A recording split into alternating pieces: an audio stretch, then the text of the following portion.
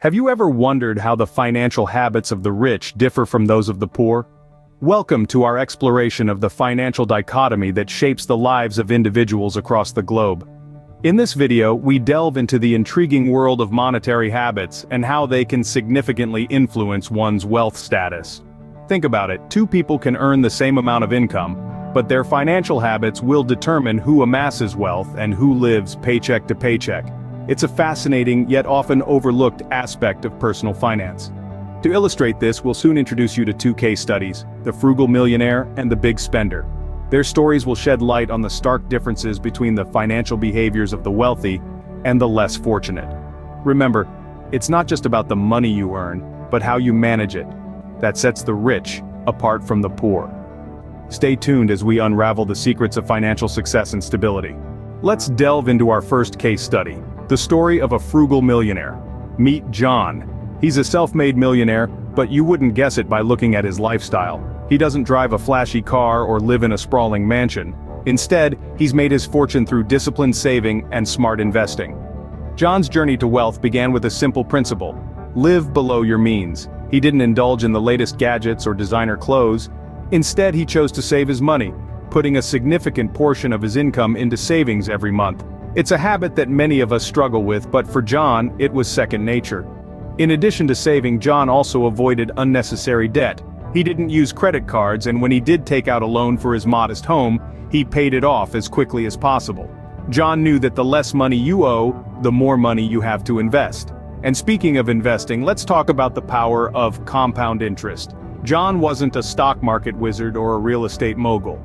His investment strategy was simple: regular contributions to a diversified portfolio, letting his money grow over time. He understood the magic of compound interest, the concept that your earnings can earn even more over time. You see, when you invest, your money starts to work for you, and as your investment grows, the amount of money you earn from it increases. This cycle continues, leading to exponential growth over time. It's like a snowball rolling down a hill, getting bigger and bigger with each turn. John's story is a testament to the power of frugality, discipline, and patience. He didn't achieve his wealth overnight. It was the result of years of consistent saving and investing, coupled with a lifestyle that prioritized financial security over material possessions. Despite having the means to live extravagantly, our frugal millionaire chose to prioritize financial security, proving that wealth is not about what you spend, but what you save and invest. Now contrast this with our second case study, the tale of the big spender.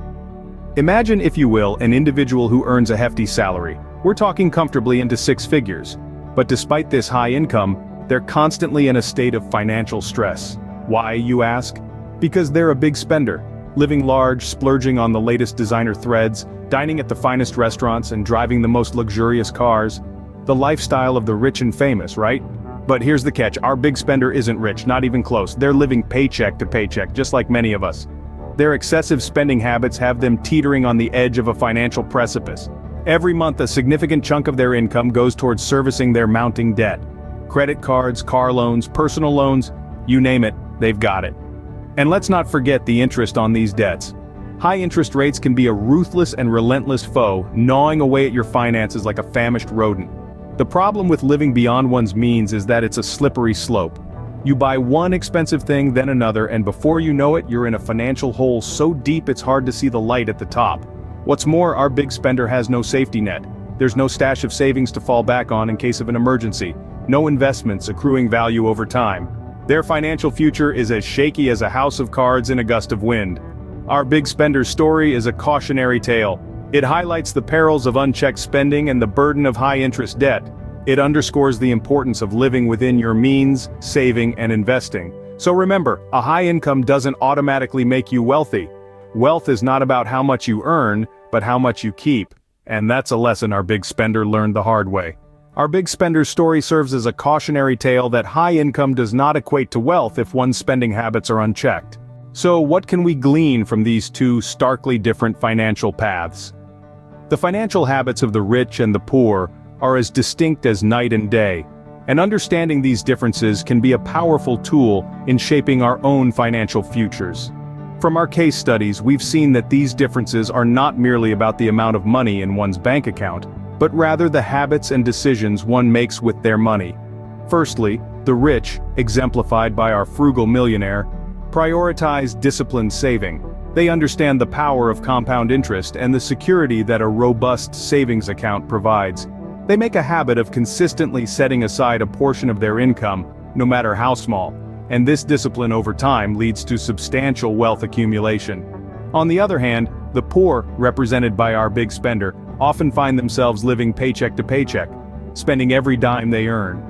They lack a savings habit, which leaves them vulnerable to financial emergencies and robs them of the opportunity to grow their wealth over time. Secondly, the wealthy are wise investors. They don't just save their money, they grow it. They understand the importance of investing in assets that appreciate in value over time, such as stocks, real estate, and businesses. Contrarily, the poor often have little to no investments. They may lack the knowledge or resources to invest, or they may be too fearful of the risks involved. This lack of investment leaves them stuck in a cycle of earning and spending, with no growth or progression. Thirdly, the rich avoid unnecessary debt like the plague. They understand that debt can be a slippery slope that leads to financial ruin. They only take on debt for things that will increase in value or generate income. In contrast, the poor often find themselves drowning in debt, from credit cards, personal loans, and other forms of high-interest debt.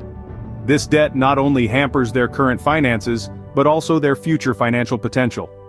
Lastly, the rich live below their means. They resist the temptation to inflate their lifestyle as their income increases, keeping their expenses low and their savings high. Ultimately, financial success is less about the money you earn, and more about the money you keep. It's the choices we make with our money that determine our financial future.